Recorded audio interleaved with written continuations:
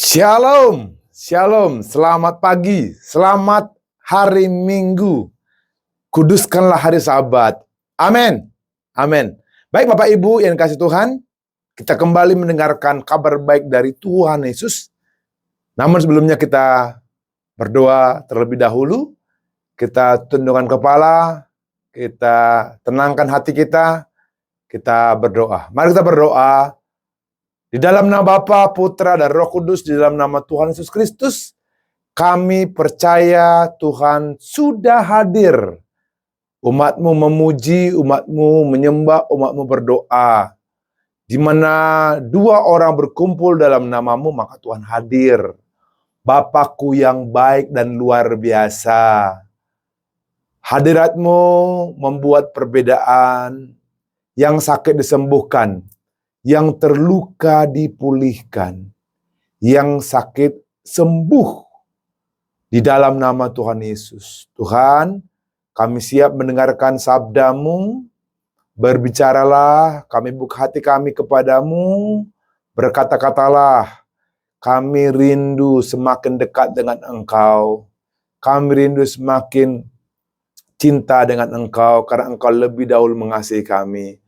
Tuhan Yesus, oleh kasih karunia-Mu, mampukan kami selalu mencari wajah-Mu, selalu mencari kerajaan-Mu. Sembuhkan yang sakit, sembuhkan, pulihkan dalam nama Tuhan Yesus. Tuhan, kami percaya semua ini temporary, sementara. Hanya Tuhan dan janji Tuhanlah yang permanen. Tuhan, kami menyerahkan yang sementara ini untuk kemuliaan nama Tuhan, dipergunakan untuk misi kerajaan Allah. Tuhan Yesus, kami siap mendengarkan firman Allah. Berbicaralah, bersabdalah. Kami siap dalam nama Tuhan Yesus. Yang percaya katakan amin. Amin. Kita berikan tepuk tangan bagi Tuhan Yesus. Selamat hari Minggu. Silakan duduk. Puji Tuhan. Puji Tuhan. Baik Bapak Ibu, saya bersukacita selalu berada dalam hadirat Tuhan, memberitakan Injil, memberitakan kabar baik, karena panggilan saya adalah memberitakan kebenaran bagi umat Tuhan. Saya percaya bahwa saya dipilih oleh Tuhan, bukan untuk biasa, tapi luar biasa sesuai dengan kehendak Tuhan. Tuhan Yesus Kristus memberikan kepada saya DNA Kerajaan Allah, karena sejak kecil saya sudah dipilih oleh Tuhan. Bahkan dalam kandungan mamaku, Tuhan sudah memilihku sebagai hambanya, sebagai pilihannya untuk memberitakan kerajaan Allah. Ketika saya memberitakan kerajaan Allah, saya mengalami peningkatan dari Roh Kudus, mengalami promosi dari Allah sendiri.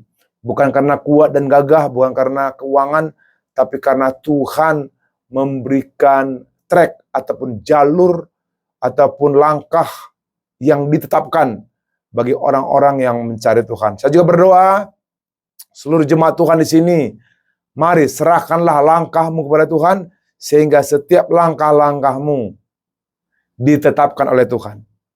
Tuhan menetapkan langkah-langkah orang benar. Tuhan menetapkan langkah-langkah orang yang mengasihi Tuhan. Amin. Penyembahan yang sejati, penyembahan tanpa hubungan adalah pelita tanpa minyak. Kita tahu ketika ada 5 gadis bijaksana, 5 gadis bodoh. Mereka sama-sama punya keyakinan mempelai Kristus datang. Namun yang membedakan bijaksana dan bodoh adalah bijaksana, pelitanya tetap menyala. Sedangkan yang bodoh, pelitanya padam. Karena apa? Tidak ada minyak. Minyak itu berbicara Roh Kudus. Saya berdoa, Bapak Ibu penuh Roh Kudus selalu. Katakan selalu. Katakan selalu. Amin. Ketika Bapak Ibu selalu meminta pengurapan Roh Kudus, maka Anda dan saya menjadi gadis yang bijaksana. Kita menyembah itu bukan keharusan, tapi kemauan. Kalau kita sudah maintain dari awal bahwa kita menyembah karena mau, maka itu menjadi hubungan yang baik kepada Tuhan. Kalau ada kata harus, itu adalah karena ketakutan. Harus menyembah. karena takut harus menyembah. Dan itu tidak benar. Sejak kecil kita diajarkan kadangkala karena ketakutan. Mari kau harus berdoa kalau tidak berhasil. Nah, dia harus akhirnya dipaksa berdoa karena ketakutan. Nah, hari ini saya mengajak Anda dan saya Bapak Ibu yang kasih Tuhan, ubahlah cara pikir kita. Bukan karena harus, tapi karena kita mau mendengarkan Alkitab. Mau mendengarkan firman. Mau berdoa, mau menyembah, mau mendengarkan kesaksian. Amin. Kita ini pengikut Kristus. Kita bukan penggemar Kristus. Penggemar itu adalah orang yang happy ketika menguntungkannya. Contoh, saya penggemar Superman. Saya penggemar Superboy. Ketika dia menang. Tapi ketika dia kalah, saya bilang, I hate Superboy. Saya nggak suka Superboy. Nah, kita pengikut itu adalah tidak ada syarat. Mau Anda proses, mau tidak ada proses, mau sedang happy atau tidak happy, itu tidak ada syarat. Kita adalah pengikut Kristus. Katakan, saya pengikut Kristus. Amin. Bapak Ibu yang dikasihi Tuhan, apa perbedaan penyembahan? Apa perbedaan pujian? Apa perbedaan pujian dan penyembahan? Pujian adalah ucapan syukur. Nah, tadi kita sudah memuji. Itu ucapan syukur dengan apa yang kita sudah terima. Apa yang kita sudah alami. Itu pujian. Ya. Segala puji syukur hanya bagimu Tuhan. Itu ucapan syukur bahwa kita sedang sehat. Bahwa kita sedang dipromosi. Ya, ucap syukur tentunya. Nah, apa itu penyembahan? Nah, ini lebih dalam. Kadang-kala kita tutup mata. Kadang-kala kita mesti tenang, diam. Itulah penyembahan. Penyembahan adalah sekalipun belum terima berkat, sekalipun belum terima apa-apa, tapi kita tetap bersyukur. Saya suka menyembah itu tutup mata. Karena kalau saya buka mata, contoh, saya lihat baju saya. Kalau baju saya robek, saya bilang terima kasih Tuhan, sulit. Tapi ketika saya, sekalipun baju saya robek, saya tutup mata saya berkata, sekalipun baju saya robek, saya bersyukur. Itu penyembahan. Saat Anda menyembah seperti itu, maka si setan stres. Setan stres sekalipun jemaat tidak terima berkat, tetapi bersyukur, nah setan stres. Iblis panik. Ya, Bapak Ibu yang dikasih Tuhan, kita baca sebentar. Yohanes 4, 23, 24. Yohanes 4, 23 sampai 24. Tetapi saatnya akan datang dan sudah tiba sekarang bahwa penyembah-penyembah benar akan menyembah Bapa dalam roh dan kebenaran. Sebab Bapa menghendaki penyembah-penyembah demikian. Allah itu roh, dan barang siapa menyembah Dia harus menyembahnya dalam roh dan kebenaran. Bapak Ibu yang dikasihi Tuhan, perjalanan pelayanan Kristus di setiap tempat berbeda. Saya sering melayani juga tempatnya berbeda. Bapak Ibu melayani tempatnya berbeda. Yesus pernah melayani di Betania. Yesus pernah melayani di Nazaret. Nah, kota ini menjadi kota yang signifikan perbedaannya. Di Betania dibandingkan Nazaret itu perbedaan yang ekstrim. Tuhan banyak melakukan mukjizat ketika di Betania dibandingkan dengan Nazaret. Karena apa? Orang-orang atau umat di Betania membuka hatinya kepada Tuhan. Betania itu berlokasi sangat dekat dengan Yerusalem, sekitar 3,2 km. Bisa jalan kaki. Di tempat ini, di tempat Betania, Yesus melakukan banyak mukjizat. Salah satu mukjizat terbesar adalah membangkitkan Lazarus yang telah mati dan membusuk, bau busuk 4 hari. Tidak ada yang mustahil selama Anda membuka hati. Selama jemaat Tuhan membuka diri kepada Dia.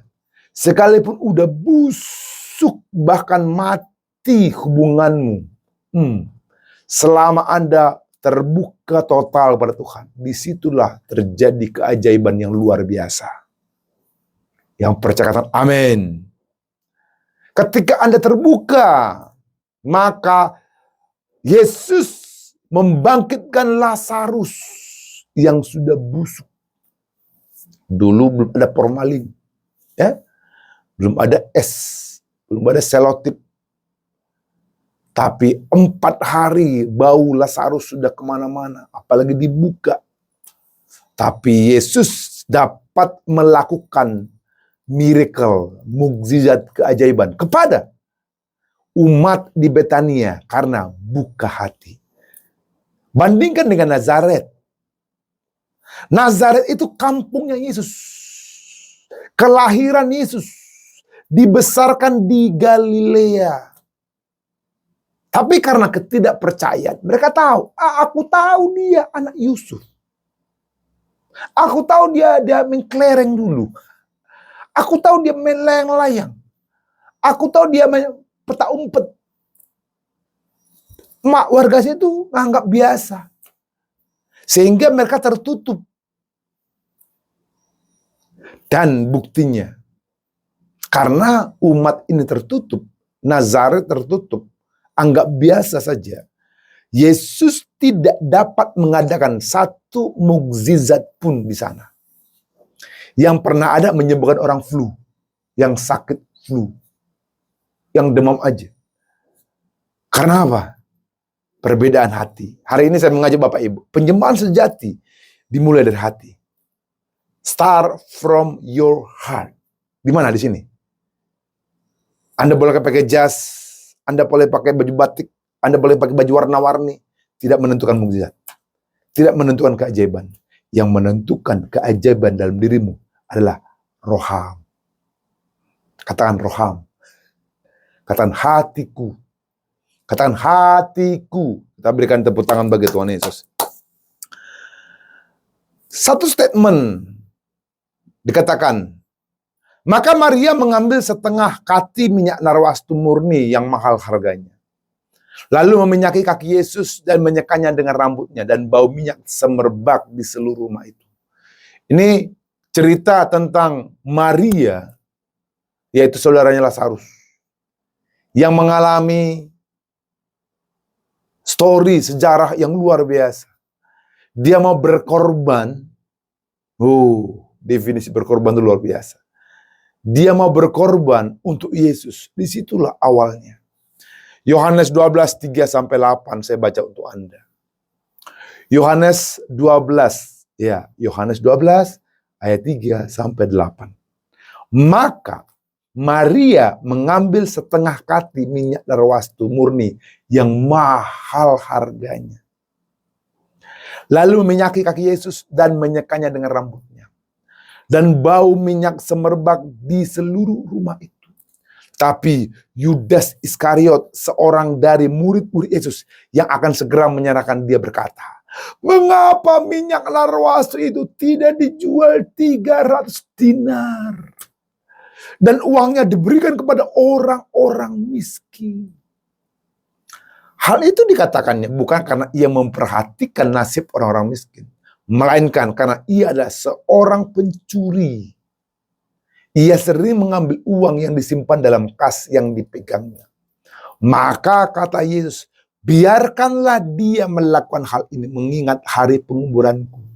Karena orang-orang miskin selalu ada pada kamu, tapi aku tidak akan selalu ada pada kamu. Bapak, Ibu yang dikasihi Tuhan, dengarkan ini. Ciri dari seorang penyembah yang sejati ada 2. Ada 2 ciri penyembah yang sejati. Yang pertama adalah penyembahan yang menarik kuasa Tuhan. Seperti Maria, hidupnya berkorban. Sekalipun mahal, apa yang mahal dalam dirimu? Uangmu, kasih uangmu ke Tuhan. Itu pengorbanan. Apa yang mahal dalam dirimu? Hobimu. Harusnya setiap pagi main bola, main futsal, tapi Anda singkirkan futsal itu untuk mencari Tuhan. Itu mahal. Apa yang mahal dalam dirimu? Berdalani.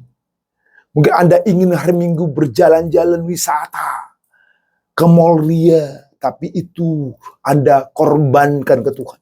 Anda skip itu, Anda tidak ke mall hari Minggu jam 10, khusus ibadah cari Yesus. Itu pengorbanan. Nah, orientasi pengorbanan itu lebih dominan terlihat di luar dibanding di gereja. Orientasi ibadah yang sejati adalah kehidupan di luar huria.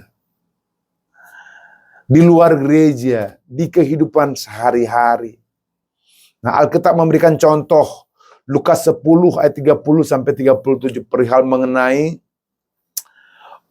perjalanan seorang yang turun dari Yeriko, dari Yerusalem ke Yeriko. Lukas 10, 30, 37 saya baca untuk Bapak Ibu yang saya kasih dalam Kristus. Lukas 10, 30, 37. Jawab Yesus, adalah seorang yang turun dari Yerusalem ke Yeriko. Jalan-jalan dia. Jalan bisnis, traveling bisnis. Ia jatuh ke tangan penyamun-penyamun. Ya, mungkin dia berjalan arisan, atau mungkin lagi ke warung. Ada seorang yang turun dari Yerusalem ke Yeriko. Ia jatuh ke tangan penyamun-penyamun yang bukan saja merampoknya habis-habisan, tapi juga memukulnya, dan sudah itu meninggalkannya setengah mati. Kebetulan, ini kebetulan, tidak direncanakan. Berarti tidak ada preparation mengenai hati. Hati itu bisa satu ketika diproses tiba-tiba. Kebetulan ada seorang imam. Imam ini ya hamba Tuhan, yang penyampai firman Tuhan, penatua, pendeta, pengerja. Dengarkan ini. Kebetulan di situ ada penatua turun melalui jalan itu. Ia melihat orang itu, tapi ia melewati dari seberang jalan. Jadi katakanlah, apalah aku bilangnya? Jalanlah, katakan di situ di jalan Perumnas. Perumnas 2 lah. Ada Perumnas 2 mungkin, katakanlah Perumnas 2. Dilihatnya seorang penatua, pendeta, pengerjaan, dilihatnya. Mak, ada yang terluka bah. Dikatakan di sini, ketika dia lihat, dia tidak lewat situ lagi. Dia ke jalan Perumnas 3. Dia belok kiri kanan. Demikian juga seorang Lewi. Lewi ini siapa? Penyanyi, worship leader, pemusik. Dengarkan, para pemusik dengarkan ini. WL, dengarkan ini. Apa lagi? Penyanyi, choir, multimedia. Lewi itu. Multimedia. Datang ke tempat itu. Dia lihat juga ketika ia melihat orang itu, ia melewati dari seberang jalan. Sama. Kejadian di Perumnas, jalan Perumnas 2, dia lewat Perumnas 1. Seberang jalannya. Nah, yang ketiga, lalu datang seorang remaja, bukan remaja ya, mungkin pemuda lah, atau keluarga, kurang tahu juga di sini. Tapi dari Samaria. Yang notabene, orang suka membuli dia. Samaria ini sedang dalam perjalanan ke tempat itu. Ketika ia melihat orang itu, tergeraklah hatinya. Jadi hati ini berbicara di luar gereja. Kalau di gereja ini tergerak melayani, udah biasa. Pak Pendeta, aku mau khotbah. Udah biasa itu. Semua pengen khotbah. Semua pengen berjamita di gereja. Pak Pendeta, aku mau jadi pengerja. Biasa itu. Biar tampil dulu aku. Dapat pin. Pin apa? Pin pengerja. Biasa itu. Dengarkan para imam, para Lewi. Ada seorang Samaria tidak punya pin, tidak punya jas. Mungkin biasa saja dia. Dia dalam perjalanan, ia melihat orang itu. Tergeraklah hatinya, sekalipun tidak ada orang yang melihatnya. Tergeraklah hatinya dengan belas kasihan. Ia pergi kepadanya, lalu membalut luka-lukanya. Sesudah ia menyiraminya dengan minyak dan anggur, kemudian ia menaikkan orang itu ke atas keledai tunggangannya sendiri, lalu membawanya ke tempat penginapan dan merawatnya. Keesokan harinya ia menyerahkan 2 dinar kepada pemilik penginapan itu. Dimasukkan dia ke tempat penginapan karena mungkin dia juga ingin berjalan ke bisnisnya. Dia tidak bisa tunda, dia titiplah ke penginapan. Namun dia bayar penginapannya, bahkan ada sisanya kalau kurang.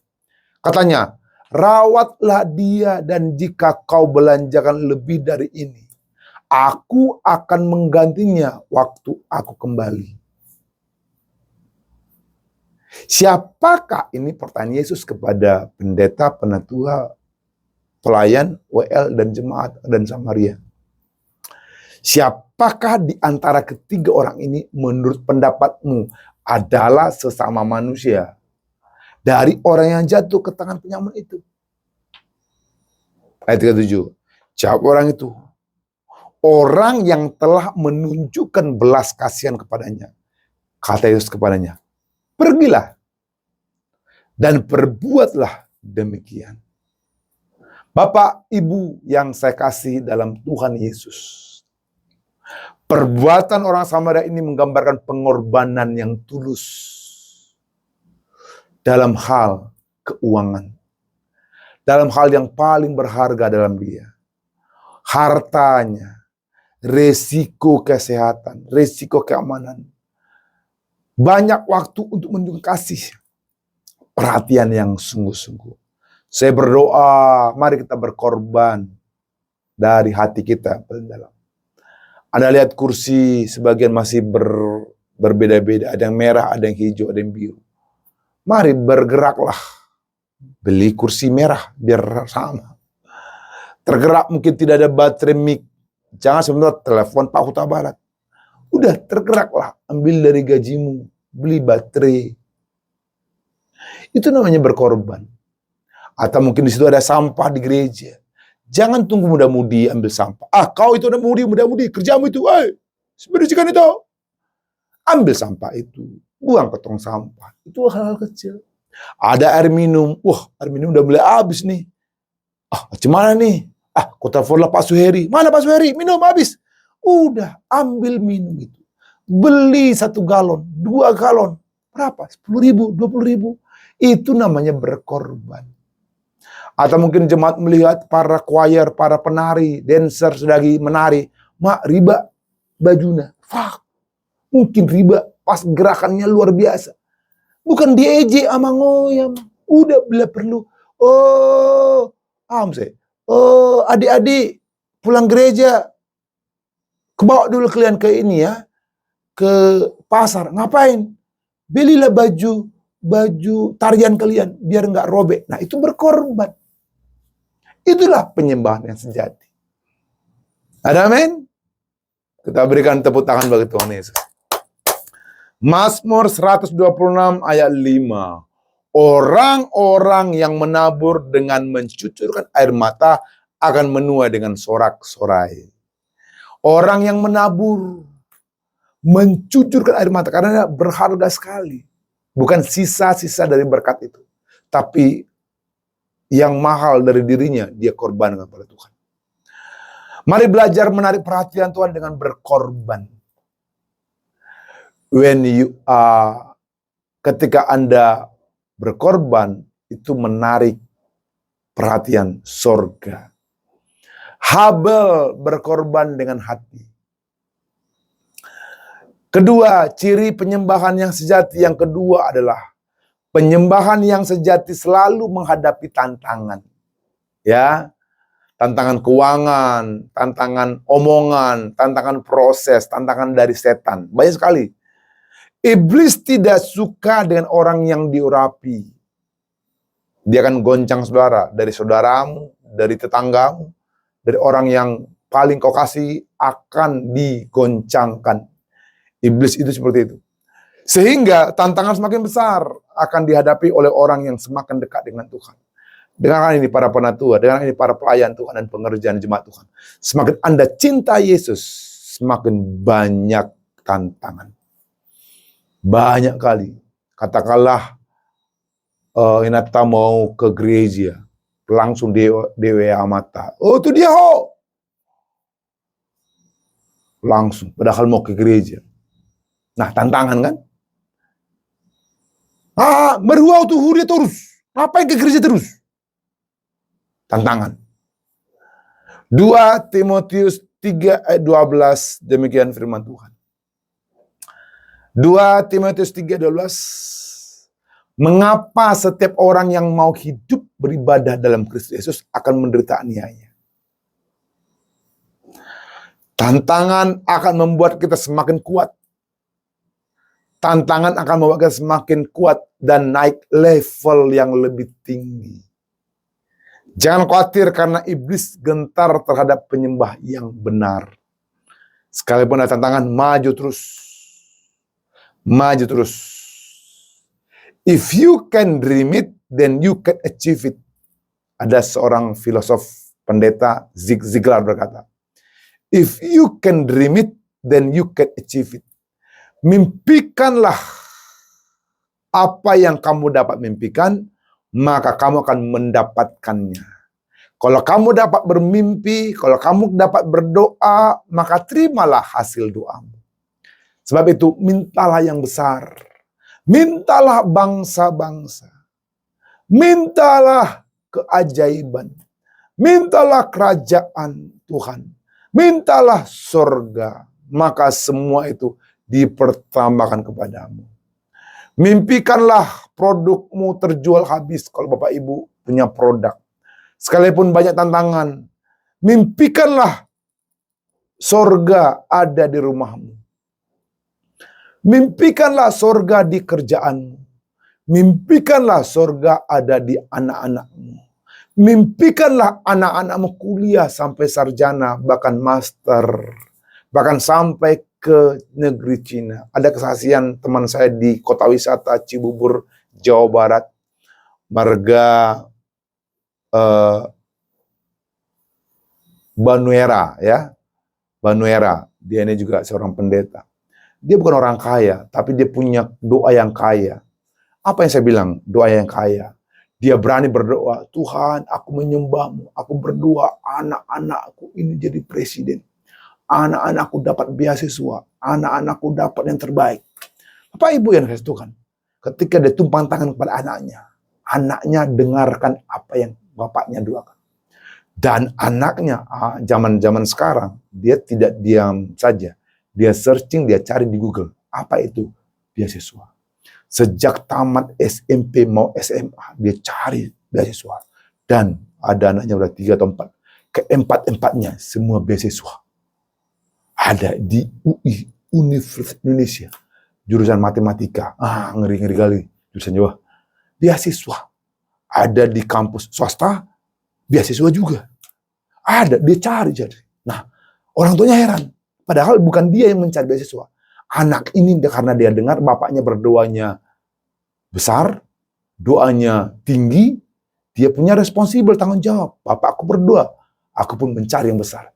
Dan anak-anaknya sekarang udah bekerja di Sudirman, daerah Bintang 5, di mana mereka dapat gaji dan luar biasa fasilitasnya.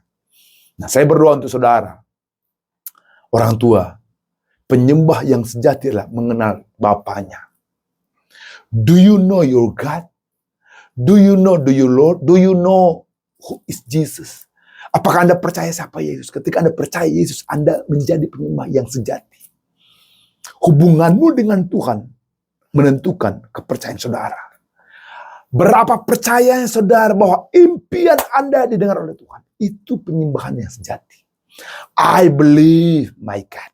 I believe Jesus. Ketika saya percaya Yesus, saya percaya masa depan saya dipromosi oleh surga, bukan oleh dunia. Anda akan gagal kalau minta promosi dari dunia. Dengarkan saya anak muda, anak muda, anak muda, anak muda. Dengan saya anak muda.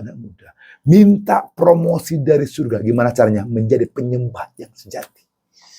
Bagaimana penyembah sejati? Mari hubunganmu sama Tuhan di-maintain pagi hari. Jangan langsung bangun, sikat gigi, langsung kamar mandi.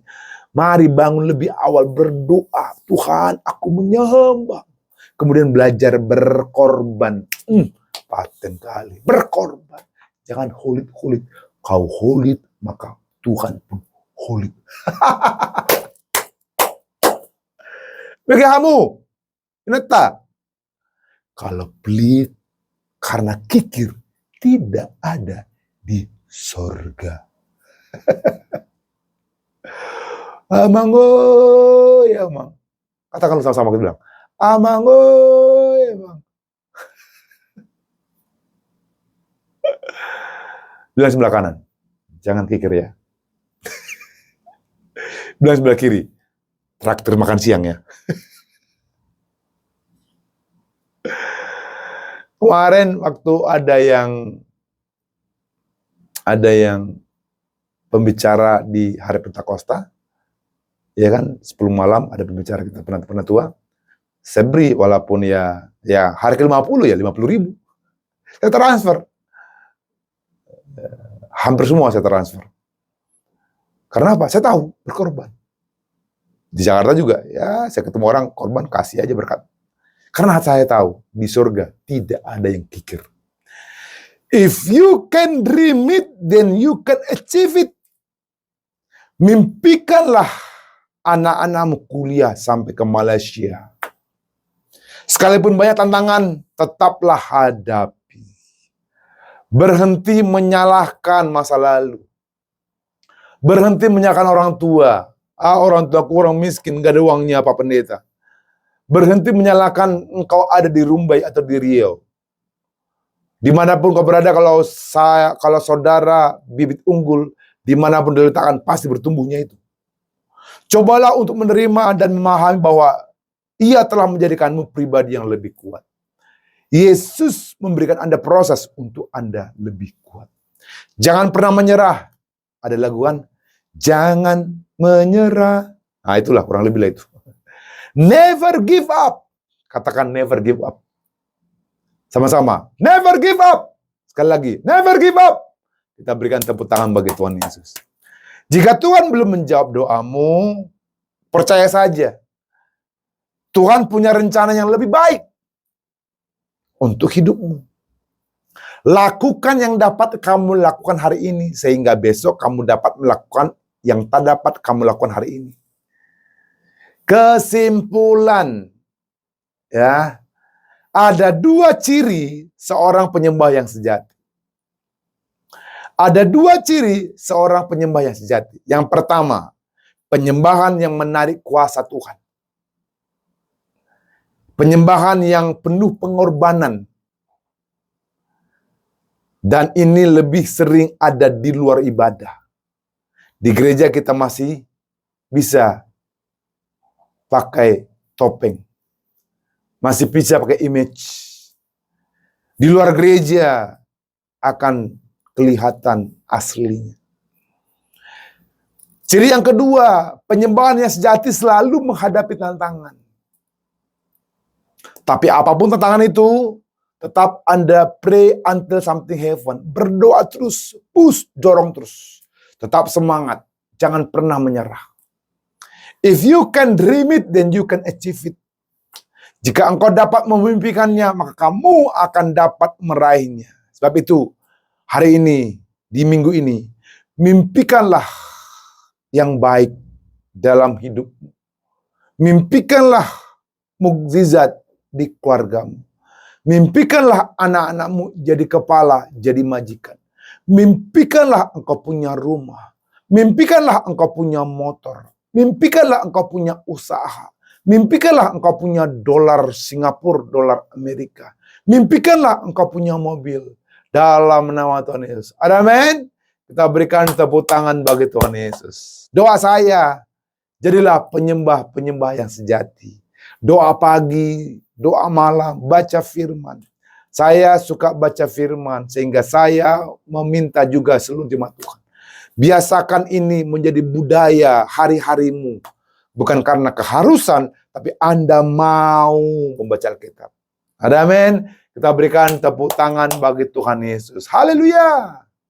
Mari angkat kedua tanganmu, saya berdoa untuk saudara. Mari angkat dua tanganmu, saya berdoa untuk saudara. Oh haleluya, haleluya. Tuhan Yesus, hamba berdoa untuk tangan-tangan yang terangkat. Tuhan Yesus, hamba berdoa untuk hati yang sudah terbuka. Tuhan Yesus, ajar kami menjadi penyembah-penyembah yang sejati. Tuhan, kami mau belajar berkorban. Bagaimanapun kondisi kami belajar memberi yang terbaik. Even small, it's okay. Sekalipun kecil, enggak apa-apa. Tuhan, hamba juga berdoa untuk tangan yang terangkat hari ini. Tuhan Yesus, ajar kami untuk tetap setia, sekalipun banyak tantangan. Berkati para suami, para istri, anak-anak muda. Berkati penatua, para pendeta, berkati seluruh pengerja dan pelayan-pelayan Tuhan yang melayani. Tuhan, berkati kami kepada hati Kristus seperti hati seorang Samaria. Tuhan, aku berdoa berkati kami Tuhan seperti gadis bijaksana yang selalu maintain minyak dalam hidup kami. Selalu maintain Roh Kudus dalam kami. Selalu membuat Roh Kudus bahagia dan